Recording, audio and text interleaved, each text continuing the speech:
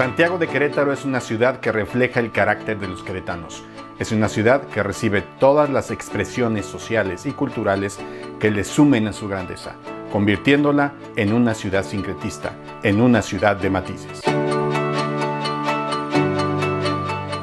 En ella hay desarrollo económico y social. También hay una muy variada riqueza cultural, y estos dos factores han hecho que una disciplina florezca a la par de las grandes ciudades del mundo.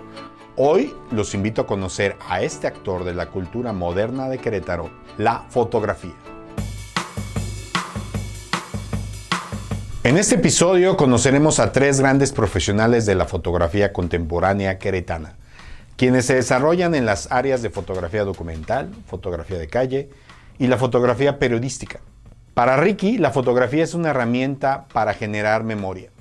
Él se dedica a congelar y documentar historias para hacer memoria de lo que fuimos, lo que somos y hacia dónde nos dirigimos, cuestionando las honras y deshonras de la humanidad. Acompáñenme a conocer a un gran fotógrafo documental queretano. Pues mi nombre es Ricardo Zarjoya, soy fotógrafo documental. Nací en la Ciudad de México, pero desde los 11 años vivo en Querétaro, entonces yo me considero queretano, ¿no? De adopción al menos, ¿no? Pero pues muy contento de haber desarrollado aquí mi carrera como fotógrafo. Y desde hace 22 años, si mal no recuerdo, es lo único pues que he hecho, ¿no? Como profesión y para vivir y para pensar y reflexionar y todo, ¿no? Si me voy atrás, ¿no? O sea, como al inicio de mi carrera, que te estoy hablando del 2002 más o menos, ¿no? No ha cambiado mucho, ¿no? Porque yo siempre he sido un fotógrafo independiente, o sea, el famosísimo freelance, ¿no? Entonces, siempre he tenido que buscar la forma de buscar yo mis proyectos, ¿no? De yo venderlos, ¿no? De tocar puertas, de visualizar qué podría hacer, cómo lo podría hacer, o sea, y por qué. Yo siempre me preguntaba y me convencía que si había fotógrafos que estaban teniendo éxito, ellos tenían información que yo no tenía, ¿no? Estaban haciendo cosas que yo no estaba haciendo, entonces yo tenía que descifrar qué estaban haciendo ellos que yo no estaba haciendo para poder estar pues haciendo esas coberturas, esos viajes, ¿no? Y tener cámaras y viajar y recibir dinero, bla, bla, bla. Entonces, yo empecé viajando, ahorraba dinero, viajaba, regresaba a Querétaro, exponía y vendía pues, impresiones. O sea, como que mis primeros años fui como galerista, ¿no? Y después llegó el funeral de Juan Pablo II, hice lo mismo, fui a cubrir el funeral de Juan Pablo II, ¿no? Como Dios me dio a entender, no tenía idea de lo que estaba haciendo. Regresé, hice una exposición y esa exposición en particular como que explotó un poco mi carrera, que por muchos años me identificaban como el fotógrafo del Papa. Y a partir de eso fue que me di cuenta que existía la fotografía documental y que quería contar historias, no nada más hacer fotos, o tal vez fotos bonitas. Y uno de mis grandes sueños siempre fue National Geographic. Y ahí fue donde entendí que nosotros, los storytellers, ¿no? Visuales, en mi caso yo no vendo fotografías, yo vendo historias, ¿no? Entonces, si no tengo nada que contar, esas fotografías no van a tener sentido, más que tal vez estéticamente. Porque la fotografía tiene el poder de atestiguar, de proteger, de celebrar, ¿no? De relacionarnos y de hacernos pensar. Entonces, lo que yo siempre intento hacer es fotografiar lo que hay afuera para hacernos mirar hacia adentro. Si no, mi trabajo no tiene sentido. El utilizar el poder de la fotografía para empoderar a otros, para ayudar a un tercero, ¿no? Y no nada más a mí mismo. Así he encontrado cómo darle guía y honestidad a mi trabajo, ¿no? Y hasta la fecha ha funcionado bien, ¿no? Y logré mi sueño con National Geographic, me hice explorador. Entonces, me gusta contar historias para empoderar a un tercero, ¿no? La fotografía documental yo la veo como o sea, una herramienta para generar memoria, ¿no? En muchas distintas historias, muchas distintas ramas, ¿no?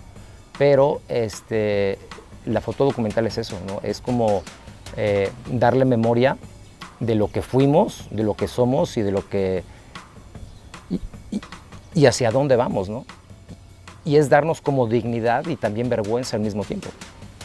Porque obviamente las imágenes vergonzosas pues tal vez son las de las guerras, ¿no? O tal vez niños o familias sufriendo cosas que no les tocaba sufrir.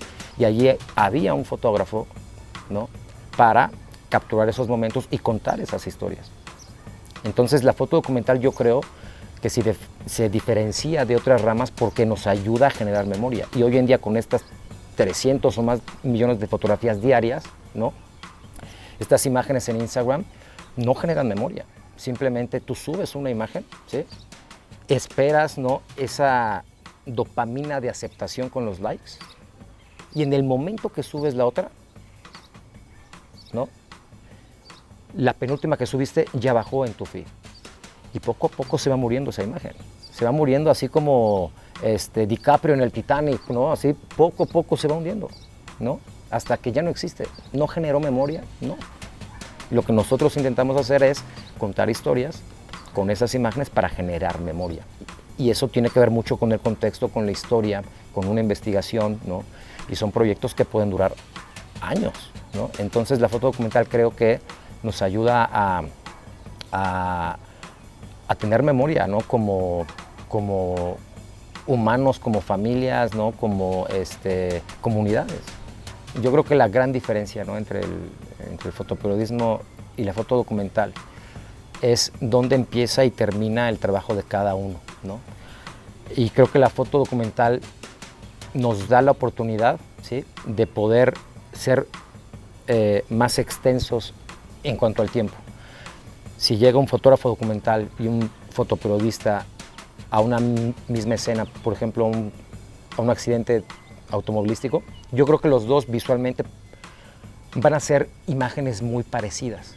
Pero yo creo que el fotoperiodismo, y más hoy en día, tiene que actuar muy rápido. Porque prácticamente es el hecho y compártelo y públicalo ya, ¿no? Y cada vez es más rápido, ¿no? Pero si yo llego a esa escena, levanto esas fotografías y luego me tomo una pausa, me voy a mi oficina, a mi casa, a un café y digo, ok, ¿qué quiero contar de esto? ¿No?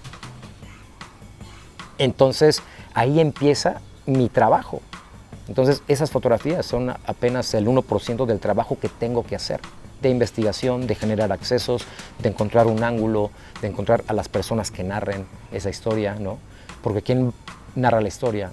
En primera persona, segunda, tercera persona, ¿no? Entonces, yo creo que esa es la gran diferencia, que nosotros nos podemos dar mucho más tiempo, ¿no?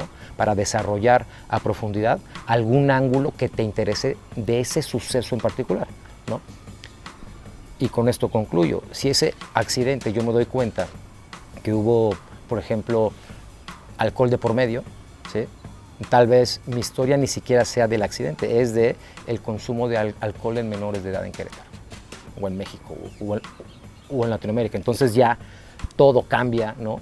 Y digo, oye, es un tema que quiero tocar para promover el buen uso o consumo responsable, ¿no? Entonces, de ese suceso yo puedo encontrar muchas historias distintas que contar y tengo que tomar esa decisión, qué quiero contar y por qué. Durante su estancia en Canadá, Sandra, arquitecta de profesión, conoció, aprendió y se enamoró de la fotografía, la cual le permite relacionarse, entender y apropiarse del mundo. En la cotidianidad, en la calle, encuentra historias de la esencia humana y que pasan desapercibidas, y no notamos que esta cotidianidad es la que construye en momentos la vida. Vayamos a conocer con Sandra la esencia de la fotografía de calle.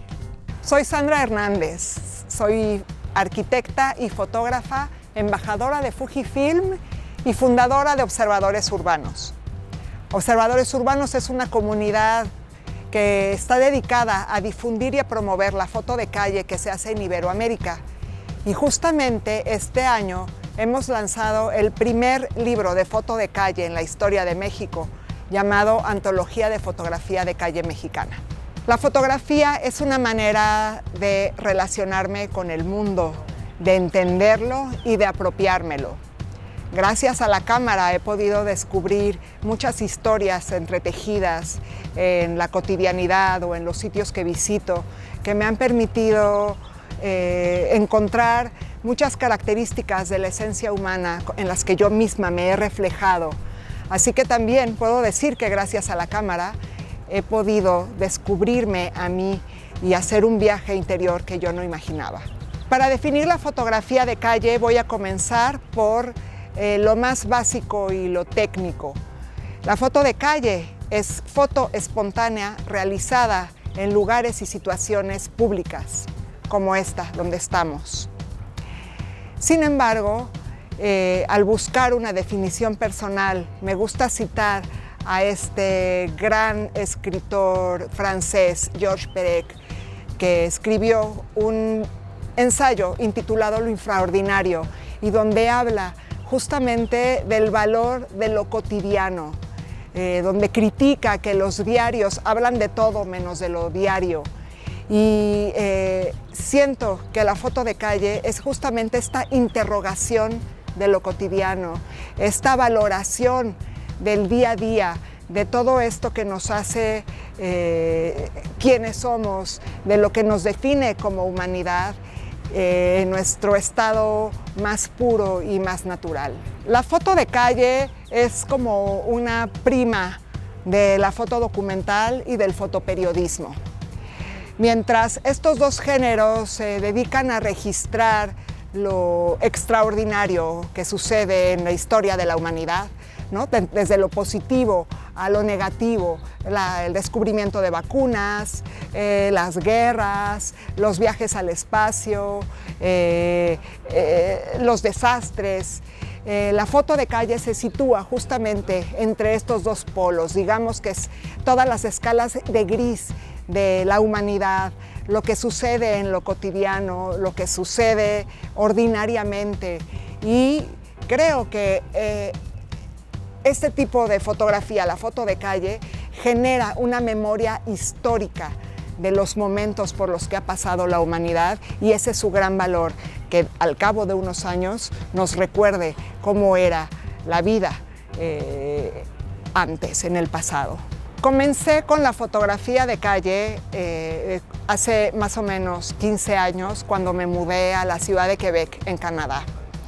En ese entonces estaba muy comprometida con la idea de conocer bien el nuevo país, la nueva ciudad a la que yo me había mudado, y buscaba la forma de generar este vínculo.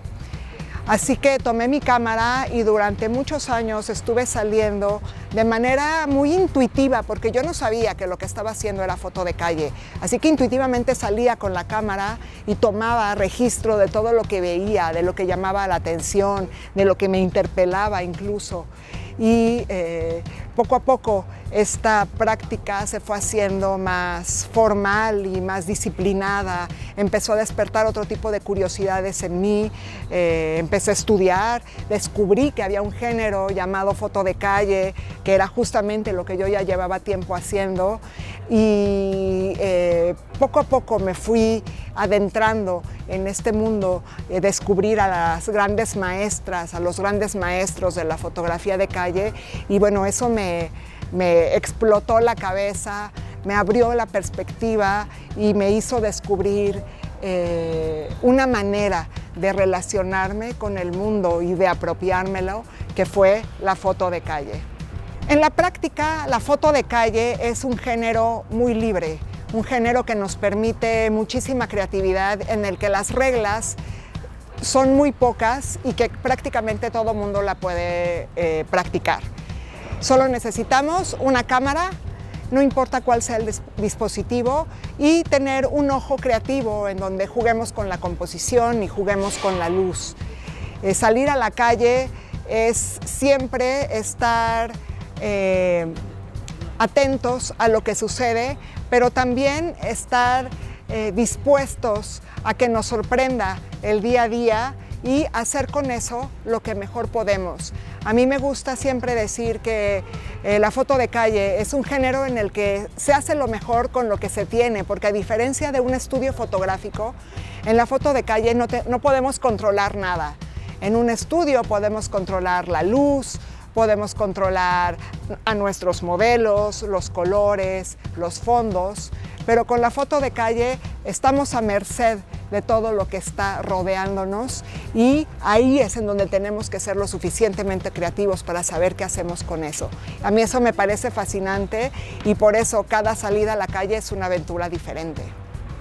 Actualmente en Querétaro veo que hay una comunidad muy extensa y muy diversa de fotografía, desde grandes personalidades de la fotografía documental que han trascendido fronteras, hasta gente que se dedica al fotoperiodismo, al fine art, al foto de bodas, en fin. Me gusta ver esta diversidad, me gusta ver que es una comunidad que crece, que propone, que hace cosas diferentes y me siento orgullosa también de ser parte de esta comunidad. El futuro, pues es difícil ver cuando son géneros diferentes, pero me gustaría pensar que el futuro será una red de fotógrafas, de fotógrafos más unida, más estrecha, en la que podamos hacer proyectos en colaboración y poner la fotografía queretana en un peldaño más alto.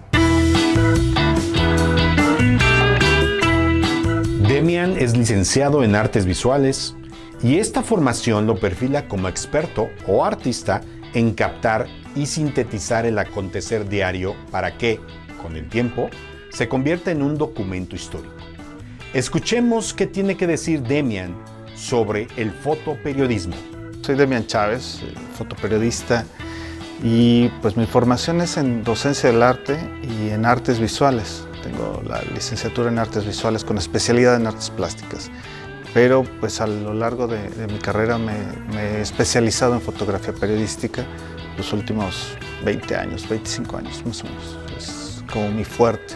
Y la docencia también, compartir estas experiencias que se van acumulando, bueno, pues es algo que es muy gozoso para mí, ¿no? Entonces estoy como profesor invitado en la Facultad de Artes.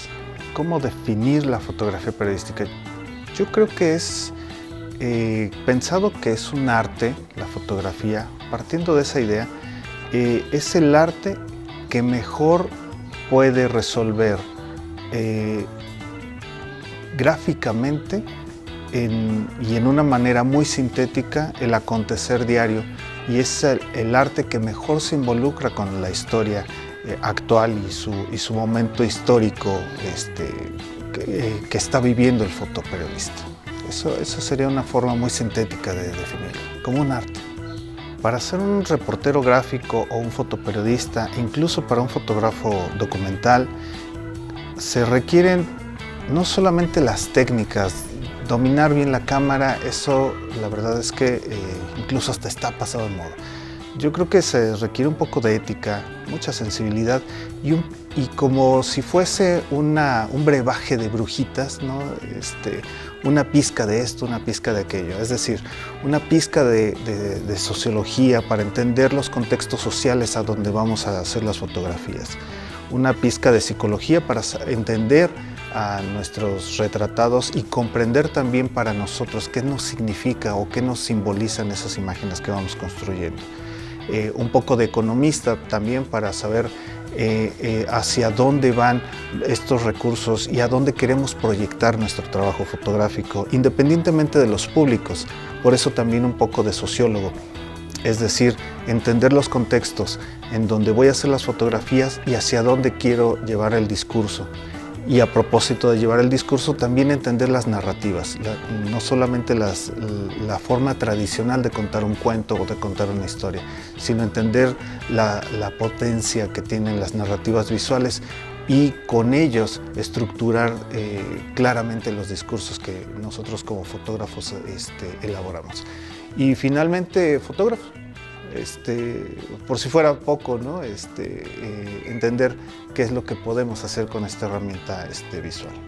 ¿Para qué sirve la fotografía periodística? Yo creo que no solamente devela o cuenta en una síntesis de un cuadrito el acontecer cotidiano de una sociedad, de un entorno o de un momento, sino que al paso del tiempo se convierte de un elemento gráfico de los medios de comunicación a un documento histórico. Entonces creo que su servicio va más allá de ilustrar, de contar la historia, sino más bien es volverse un documento histórico para las futuras generaciones. Y la foto, a la hora de estudiarse, se vuelve una gran herramienta, no solamente antropológica, no solamente sociológica, sino también historiográfica. Es decir, la fotografía, independientemente de la técnica, si la tomé con placas, si la tomé con digital, si la tomé en rollo, si fue una impresión en cianotipia o es una impresión en papel salado o un ambrotipo, independientemente de la técnica, es el valor simbólico para esa sociedad. Bueno, la fotografía de calle y la fotografía periodística se parecen mucho. Incluso si lo hablamos en géneros, son géneros incluso compartidos. Comparten la observación, comparten la paciencia, comparten el discurso que voy a platicar de esta imagen.